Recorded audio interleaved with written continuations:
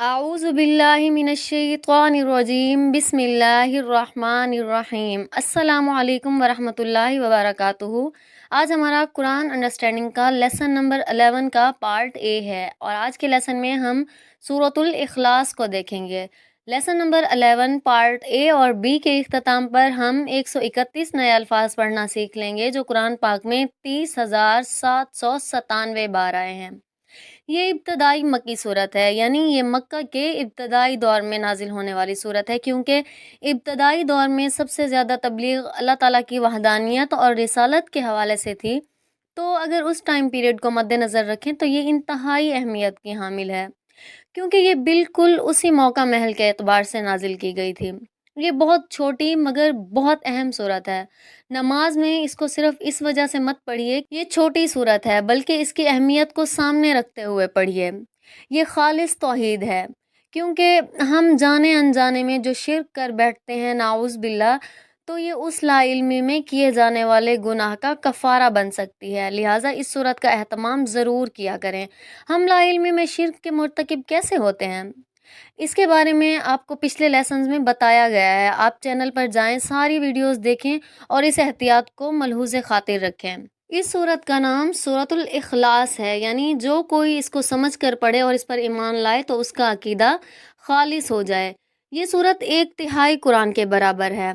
اللہ تعالیٰ کی وحدانیت، اس پر ایمان لانا اور اپنے عقیدے کو خالص رکھنا 1/3 قرآن میں یہی سب ہی تو ہے۔ حضرت ابو درداء رضی اللہ تعالیٰ عنہ بیان کرتے ہیں کہ نبی کریم صلی اللہ علیہ وآلہ وسلم نے فرمایا، کیا تم میں سے کوئی شخص ایک رات میں قرآن کا 1/3 حصہ پڑھنے سے عاجز ہے؟ صحابہ کرام کہنے لگے، قرآن کا 1/3 حصہ کس طرح پڑھا جائے؟ تو نبی کریم صلی اللہ علیہ وآلہ وسلم نے فرمایا، قل هو اللہ احد قرآن کے 1/3 حصے کے برابر ہے۔ ہمیں کس کی عبادت کرنا چاہیے یا ہمارا معبود کون ہو سکتا ہے؟ اس صورت میں اس کا بہترین جواب موجود ہے۔ اس صورت کو سورۃ الفلق اور سورۃ الناس کے ساتھ ہر فرض نماز کے بعد 1 بار اور فجر اور مغرب کے بعد 3 بار پڑھنا رسول پاک صلی اللہ علیہ وآلہ وسلم کی سنت ہے۔ اب ہم اس صورت کی پہلی آیت کو دیکھتے ہیں۔ اس صورت کی پہلی آیت ہے، قل هو اللہ احد۔ قل یعنی کہہ دیجئے۔ کل سے لفظ قالا جس کا معنی ہے اس نے کہا، اور پھر ایک اور لفظ ہے قالو جس کا معنی ہے انہوں نے کہا۔ تو یہاں پر ہے کل یعنی کہہ دیجئے، ہوا وہ، اللہ اللہ، احد ایک ہے، واحد ہے یعنی یکتا ہے۔ تو قل هو اللہ احد کا محاورتاً مجموعی ترجمہ ہے، کہہ دیجئے وہ اللہ ایک ہے، یعنی اللہ اکیلا ہے۔ اس کی وحدانیت کے 4 اہم پہلوؤں کو یوں سمجھا جا سکتا ہے کہ ذات میں ایک، صفات میں ایک، حقوق میں ایک، اختیارات میں ایک۔ تو سب سے پہلے ہے ذات میں ایک، یعنی اللہ تعالیٰ ایک ہے، وہ اکیلا ہے، اس کا نہ کوئی باپ ہے، نہ ماں ہے، نہ کوئی بہن بھائی، بیٹا بیٹی، کوئی بھی نہیں ہے۔ پھر آ جاتا ہے صفات میں ایک، یعنی اللہ تعالیٰ اپنی صفات میں بھی ایک ہے، کوئی بھی اس جیسی صفات نہیں رکھتا۔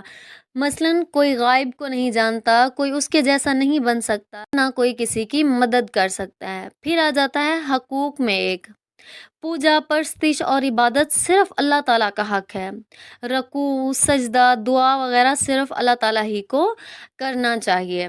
پھر ہے اختیارات میں ایک، یعنی اللہ تعالیٰ کے اختیارات میں بھی کوئی شریک نہیں، یعنی جب اس نے کہا کہ شراب حرام ہے تو کوئی اس کو حلال نہیں کر سکتا۔ کسی چیز کے حلال اور حرام کا قانون بنانے میں اور موت و حیات کے فیصلے وغیرہ میں کوئی اللہ تعالیٰ کا شریک نہیں ہے۔ اس صورت کو سادہ فارمولے کے ذریعے ہم اپنی زندگی میں لا سکتے ہیں۔ بھلا کیسے؟ دعا کے ذریعے، یعنی دعا کریں کہ اے اللہ مجھے صرف آپ ہی کی عبادت کی توفیق دیجیے۔ نمبر 2، احتساب کے ذریعے۔ احتساب کے ذریعے کیسے؟ کہ میں نے کتنی بار اللہ کی بجائے نفس کی بات مانی، گویا نفس کو الہ بنایا ہے۔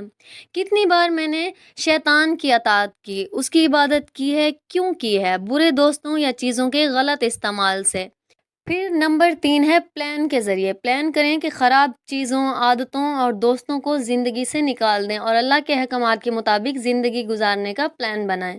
اور پھر ہے کل یعنی تبلیغ کے ذریعے، کہ اس صورت کے شروع میں جو کل کا لفظ استعمال ہوا ہے اس کا معنی ہے کہہ دیجئے۔ اس سے یہی ظاہر ہوتا ہے کہ اللہ کی وحدانیت، اس پر ایمان اور اپنے عقیدے کو درست رکھنا صرف ہمارے تک محدود نہیں، بلکہ تبلیغ کے ذریعے دوسروں تک بھی یہ پیغام پہنچایا جائے۔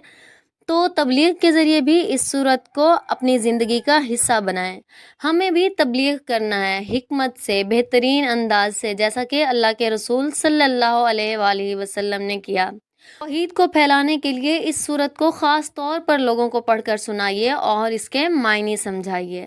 اب ہم اس صورت کا اگلا حصہ دیکھتے ہیں، یہ ہے اللہ الصمد۔ اللہ ذاتی نام ہے، باقی سب اللہ تعالیٰ کے صفاتی نام ہیں، لیکن یہ اللہ تعالیٰ کا ذاتی نام ہے۔ پھر ہے الصمد یعنی بے نیاز ہے، سب اس کے محتاج ہیں، وہ کسی کا محتاج نہیں ہے۔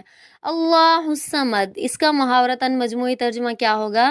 یعنی اللہ بے نیاز ہے، یعنی اس کو کسی انسان یا کسی سہارے کی کوئی ضرورت نہیں ہے، نہ اس کو نیند آتی ہے، نہ اس کو اونگ آتی ہے، اور نہ ہی اس کو کسی چیز کی کوئی طلب ہے۔ اللہ تعالیٰ ہی کروڑوں انسانوں اور ان گنت مخلوقات کی ضرورتوں کو پورا کر رہا ہے۔ اسی طرح اللہ تعالیٰ کی عظمت کو ذہن میں رکھتے ہوئے اس آیت کو پڑھیں۔ ہم یہ دعا بھی کر سکتے ہیں کہ اے اللہ، آج تک تو ہی میری ضرورتوں کو پورا کرتا ہے، آئندہ بھی اپنی رحمت سے میری ساری ضروریات کو پورا کر دے، اور اے اللہ تو مجھے صرف اپنا محتاج بنا، کسی اور کا محتاج نہ رکھ۔ اب ہم اس صورت کی اگلی آیت کو دیکھیں گے، وہ ہے لم یلد ولم یولد۔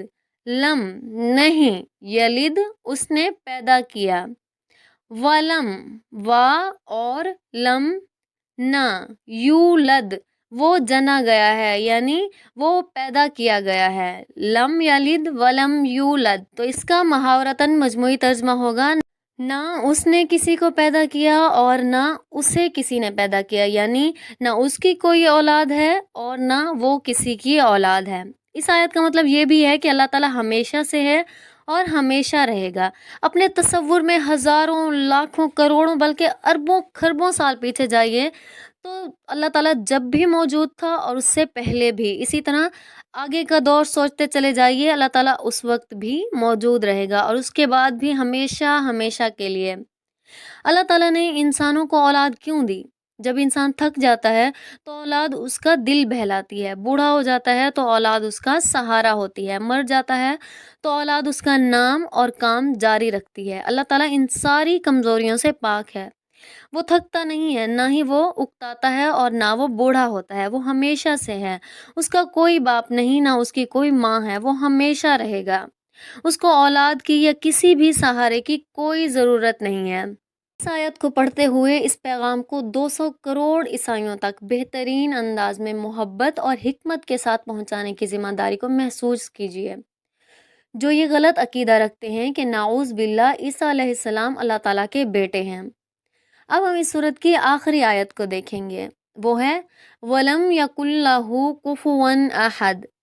وا اور لم نہیں، یکن ہے، لہو اس کا، کفواً ہمسر، احد کوئی، ولم یکن لہو کفواً احد، تو اس آیت کا محاورتاً مجموعی ترجمہ ہے کہ اس کا کوئی ہمسر نہیں۔